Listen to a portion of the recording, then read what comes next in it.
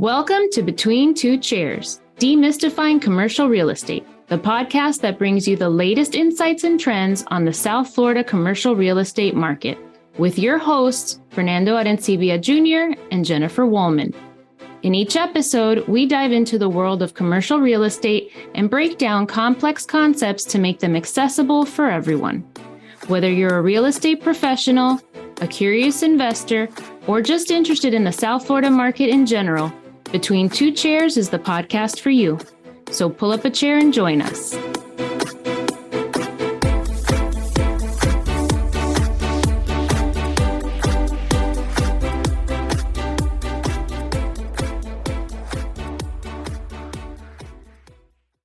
Welcome, everybody, to another episode of Between Two Chairs. My name is Fernando Arencibia, and with me, as always, is the always on her best behavior, Jennifer Woolman. Jennifer, say hi. Hi, everybody.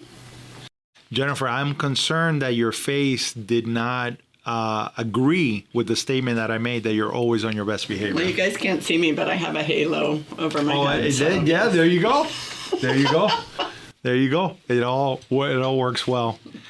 It's interesting because recently we did an episode about the two types of fear that present themselves in a real estate transaction, fear of missing out or fear of making a mistake. And in it, one of the conversations that came up had to do with emotional intelligence and the importance of emotional intelligence.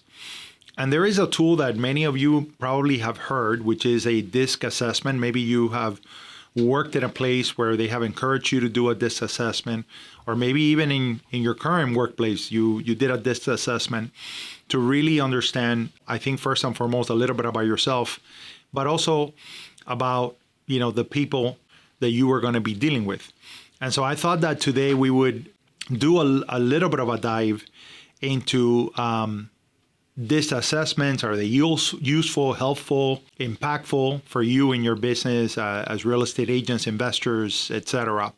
You want to give us a little background on what the DISC assessment is? Sure. So at Avanti Way Commercial, we have everybody going through the onboarding process to join our company, whether employee or agent, go through a DISC assessment because our belief is that you increase the quality of your relationships if you know yourself better. So this gives you kind of an insight into what inspires you, what drives you, what are your weaknesses, etc. And once you take your own DISC assessment, you look into all the other personality types. And we believe that being able to identify those other personality types is going to help you communicate with those people, again, build stronger relationships, boost your productivity, and it helps you overcome some of the difficult spots. It was interesting when I did the DISC assessment, which, believe it or not, I've done other types of assessments. They're color assessments that I've done, and I could relate to the color ones more than this just because I forget what the D, I, S, and C stand for, but we'll get into that. But when I did this, I immediately recognized myself in the description of the results. I'm like, 100% me. And then I went through and I read the other personalities, and the one that is my 100% direct polar opposite is, drumroll, my husband. Well, they do say opposites attract. Exactly, so. And it made so much sense. I'm like, no wonder I drive him crazy. No wonder I can't get him to But what that made me realize is that, by knowing and understanding what makes him tick from the DISC side helps me communicate with him. So anyway, it also is super helpful in negotiations if you know. So what I'm going to say is once you do a DISC assessment, if you're butting heads with somebody, check what DISC is directly opposite you, and chances are that person is your polar opposite, which makes it harder to communicate and it takes a little bit deeper dive to get into. So I love this. We love geeking out on data, and this is a different type of data. This is emotional data, but based on all the people we've spoken to, all the agents who have taken it company-wide, right, over 2,000 agents, having the conversations and finding out we haven't met one that didn't say, oh, when I read the description, 100% me. Right. And what's super interesting about this is that if you know what triggers the 4 different personalities and what their fears are, going back to their fears, or how they work through those fears and all of that kind of information, then you can target your presentations, your marketing, everything specifically to that person. And if you don't have a specific person in mind, you need to keep in mind all 4 personalities when you send out that email or that marketing brochure, so that you make sure that you have items that are important to each of those personality types in there, so you don't miss one of your audience. Exactly. Well, let's go through the personality types. And I think that one of the most important things about the people that take the test is, number one, is learning about yourself, right? That's the most important thing. You know, I think there is that phrase of "to thine own self be true," and it's about really knowing about yourself. It's not only as we're going to go through the personality types. It's not only knowing, okay, where do I fit in, you know, but it's more of but it also teaches you how best you learn, how best you communicate, how best you like to be communicated to. And in a way, this is about finding commonality. Now, we might all speak the same language, right? When we're speaking, let's say we're all speaking English, we're all speaking the same language, but knowing your disc and knowing the disc of the person that you're talking to is about speaking the same behavioral language, right? How you behave, and that's why this is so impactful. So let's go through the D, the I, the S, and the C. Well, the D is for dominant, right? I've heard people use the D as to be direct. You know, another way that I've seen people define the D is as the driver. They want to get from point A to point B. They're not looking at the details. They're not completely risk averse, but they're comfortable with risk, right? They just want to figure out how to get from this point to that point the fastest, the quickest, the most direct way to do it. Right. You know, and oftentimes these are not guys that are bowling with bumpers, right? Or gals that are bowling with bumpers, right? The reality is that if you tell a D that you can't get from point A to point B one way, he'll push to figure out another, right?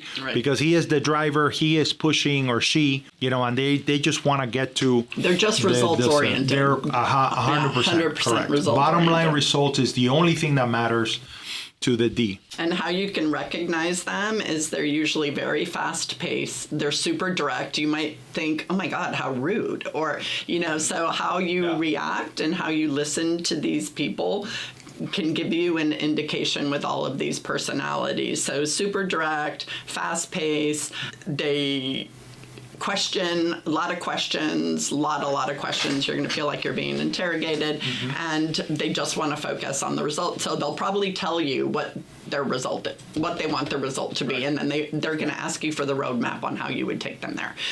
And the way that you explain that is not taking them on a long, meandering story telling kind of route. You just say, oh, I would do this, this, and this, boom, and there's your result. So that's how the communication works with a D. With a D. Yeah.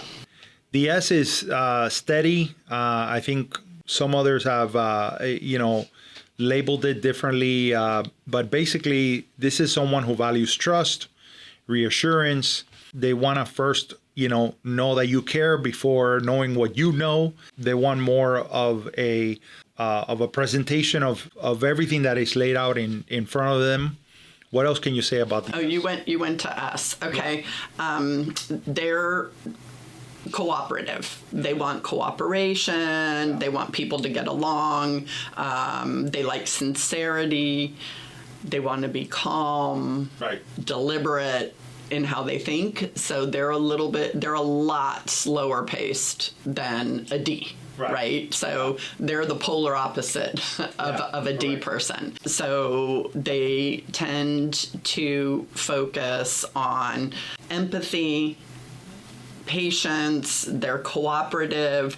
So it's hard to get necessarily a direct decision from them. You'll say, so are you ready to move forward?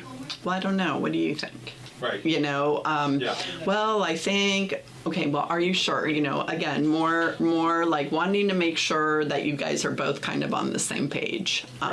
Yeah, they want to get information from everybody. They want to make sure Exactly. everybody's on the same page. You know, they're looking for agreement. They're looking for alignment. They're looking for Right. reassurance, right? And they also value the success of the group over the success of themselves as individuals. Correct. Those are things that are important. You know, the idea of being collaborative is incredibly important.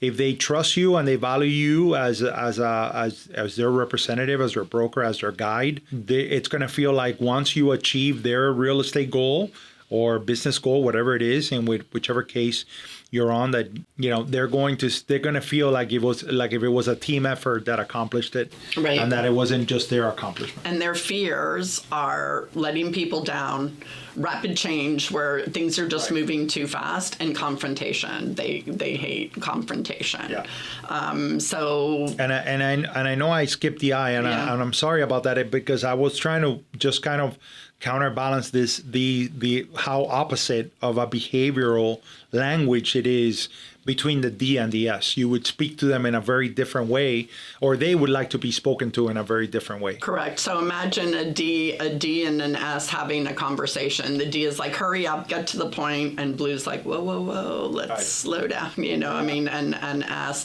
So, and the opposite of the fears that S has is the green is they don't want to be seen. Sorry, green is the color on the disc. Right. The D, I told you I'm more color oriented. I get it. The D disc driven is they don't want to see being seen as being vulnerable. They don't want to be taken advantage of. Right, for them, their goal is to win, success, overcome obstacles Right. versus the getting along. And Would you say that the D would be more likely to be experiencing fear of missing out, and the S would be most likely more of a fear of making a mistake? Correct. And I don't think it's so much a fear of, like, I think the D is going to be more like, I just want to win. Right. Right. I So wanna it's get more there. like fear of losing Yeah. versus fear of missing out. Yeah, I think it's going to be the fear of losing is what drives them. So. Right. That's a good point. And then you have the I, which is, you know, influence, enthusiastic. They have a vision. What else would you say about the I's? They're open. They're super trusting. You know, like They are super TMI trusting. probably Right. totally applies to an I person. They're super trusting. They move very fast. So both the D and the I are fast-paced decision makers. Yeah. They like taking action, but they're a little bit more creative. So they are looking at the big picture, whereas D is not. D is just looking at the end goal. Right. I's tend to be more looking at the big picture, and they fear fixed environments or loss of approval and attention.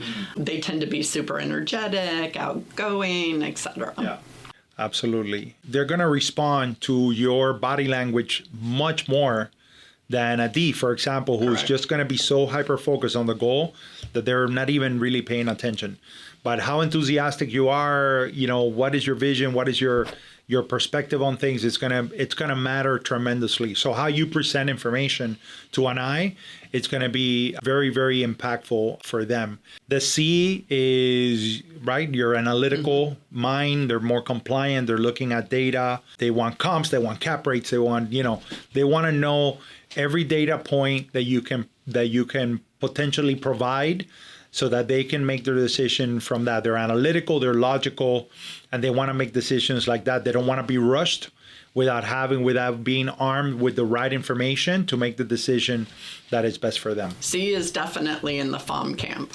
For sure. So I fear of missing out for sure. C is definitely fear of making a mistake. They're super. And C is probably more fear of making a mistake than the S, but the S Correct. will tend to Correct. be there. So as well. both the S and the C are very cautious, reflective, slower at getting to a decision. Right. The C is very I'm going to describe my husband now. There you go. Describe Carlos. Super independent, very meticulous, slower pace. And I've got to tell you, I mean, it's so funny, but my son's probably along the lines, I have to think of that a little bit more. But like Carlos, every time he tries something, he's perfect at it because he wouldn't try it if he couldn't be and I'm like, what? I'm like, just do it. I'm the Nike logo. I come up beaten, bruised, dusty, and he's like, every hair is in place. He's perfect. And it's because he spends a lot of time observing and analyzing. So there are the 4 different types. Now, not every single person is strictly one or the other, right? It just depends when you take these tests, these assessments. It shows you where your dot within the pie is. And it could be, so if you're a D, you could be dominant D, right? Where you're right in the middle and that's all you are, you're totally focused. Or you could be DC, you could lean DC, or you could lean DI, right? And that's how they judge it. Same thing with I, you could be ID or IS, or you can be, but you can't be IC. Right. So the ones that are polar opposite. It's also important to say that it's not like the C and the S is never direct and quick at making a decision, for example, or that the I, it's not being, hyper focused and driven to one thing. Remember, the way to look at these things is to basically say that when you take a DISC assessment, all it is showing you is where are you most dominant. Basically, what is your most dominant behavioral trait? So that you could really understand where you gravitate to. It also informs you when you're making choices, like a choice of where to work, for example, where you might say, if I am an I and an S and I'm looking for collaboration and I'm looking for a place that is where I could find reassurance, trust, those type of things, then if I'm going to go into a place where, let's say, all I'm going to do is cold call and it's there's a competition and everything, and everything is individual, there's no teamwork, there's none of that. That might not be the best place necessarily for me. So you, again, by learning about yourself, you also learn, it informs the decisions that you're going to make as well. Right. And from a leadership and managerial standpoint, it helps you because if I know my strength, if I know who I am and I know what DISC I am, then I know my strengths and my weaknesses. I'm not going to want to hire a ton of people that are like me. I want to hire people that are opposite me, that don't think the way that I do, that, that have strengths that I don't have. So I'm going to want to hire the other 3 kind of pieces, right? I keep calling it a pie because the way they do the DISC is they show a circle and then they have 4 quadrants with the D, the I, the S, and the C. If this was a science fiction story that we would be telling, we would all walk around with a little sign that says DI, IS, and then we would know how to interact with each other, right? But of course, that would be very formulaic. It would probably be it would sap a lot of the flavor of life, right?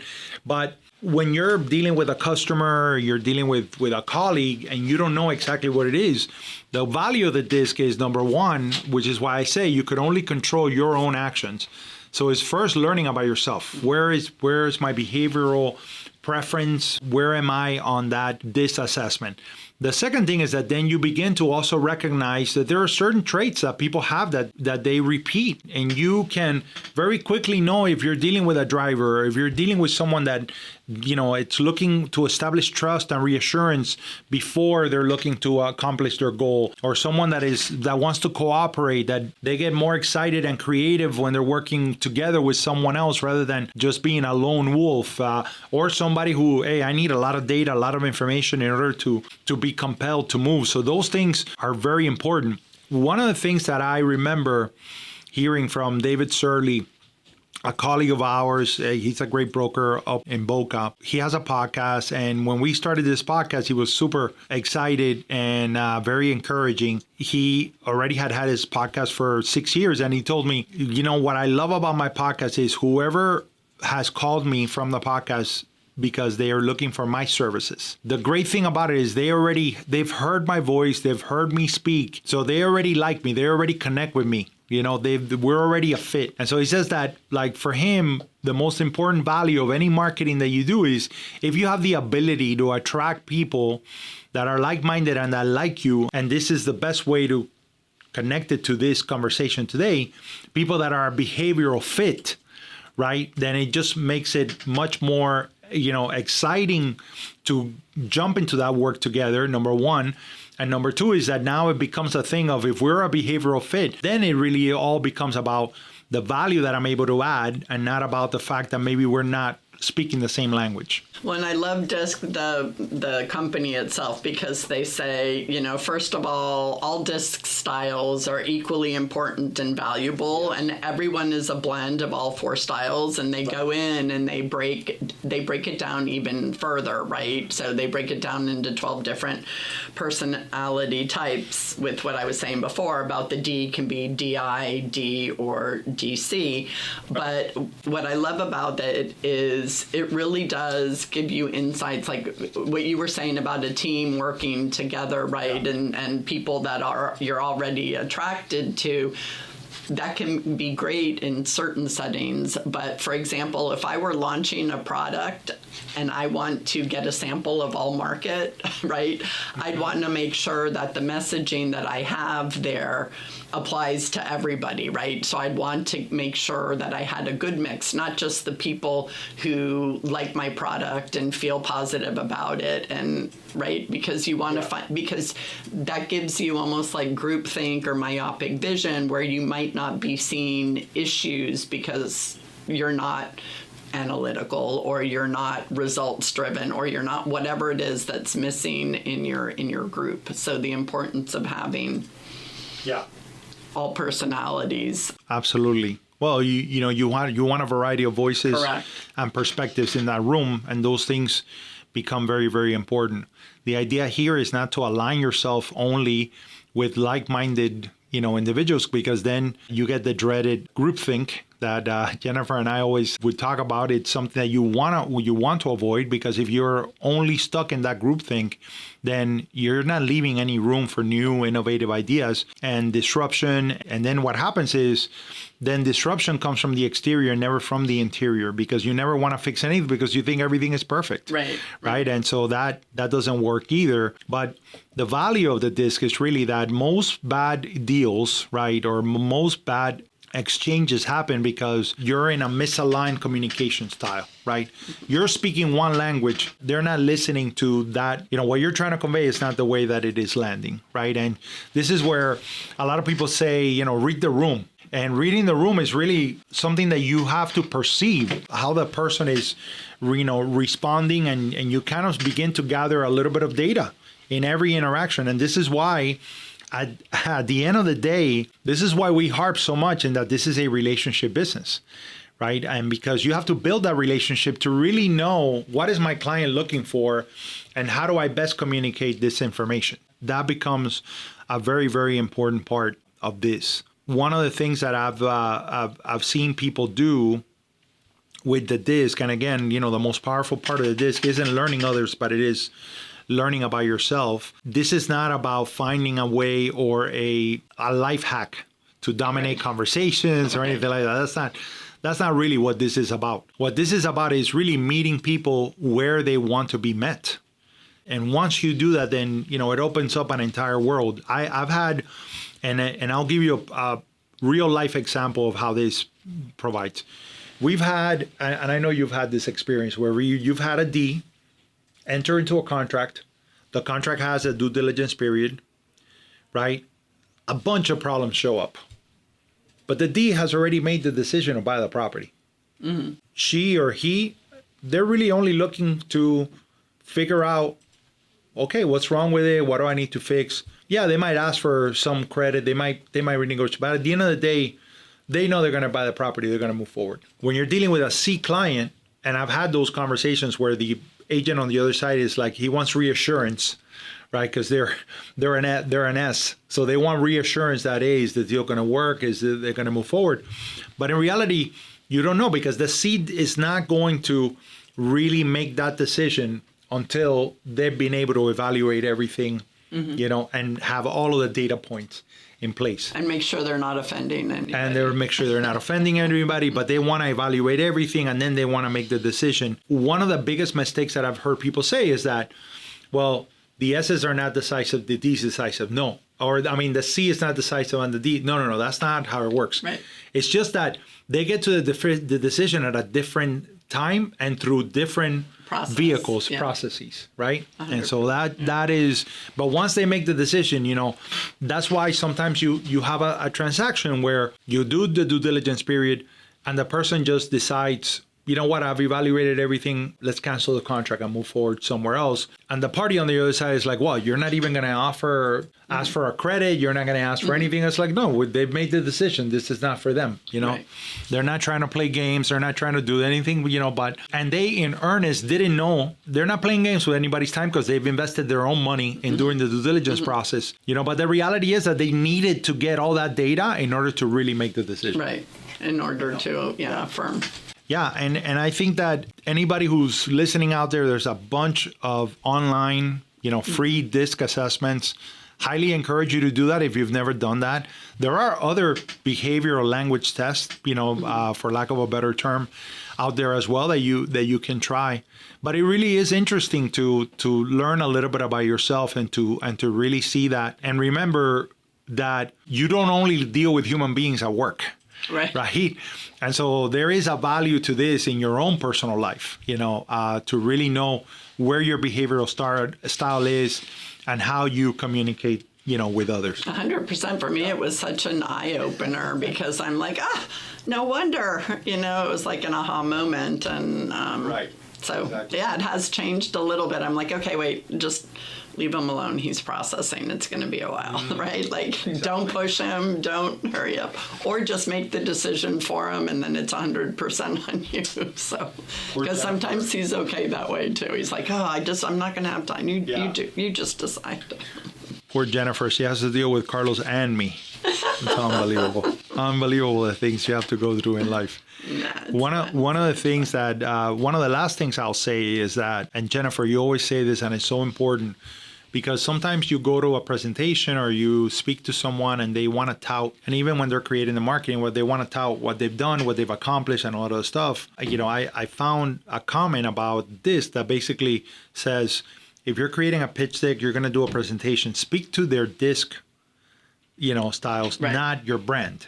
Right. Because, you got to make it about the audience and not about yourself. And I think that that's an important component here, that when you take that test and you realize the magnitude of understanding, and I think that the aha moment for most people is like, wow, the test got it right. Like, yes, I am like this and I am like that. And a lot of the results, it's not just like, oh, you're this guy. No, they'll tell you, you like this, you do this, you prefer this over this. And then you read it and you're like, oh, wow, like this resonates with me. Yes, I am all those things. In that aha moment, you realize that, wow, if not everybody is one thing and they're different ways, then I cannot communicate, just by boasting about, okay, this is my brand and this is what I do and this is what I've done in the past, because people really are looking for, well, what can you do for me?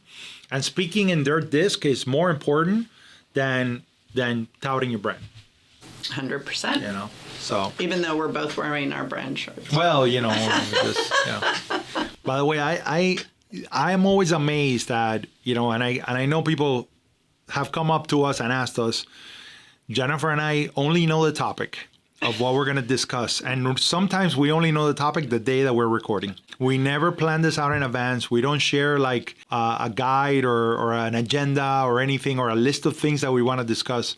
We just come here and we have this conversation. And it's so amazing how many times we are like-minded, even though we didn't talk about it. And the fact that today we showed up with the same shirt, and it's a sign that, we're with the right partners. So amen for that. Well, everybody, thank you for joining us again on another episode of Between Two Chairs. I hope you've enjoyed these important conversations, and I hope that you utilize the DISC as another way to enhance your emotional intelligence, which is really a powerful tool that you always want to have when you're dealing in real estate or in business in general. So to everybody out there listening, thank you very much.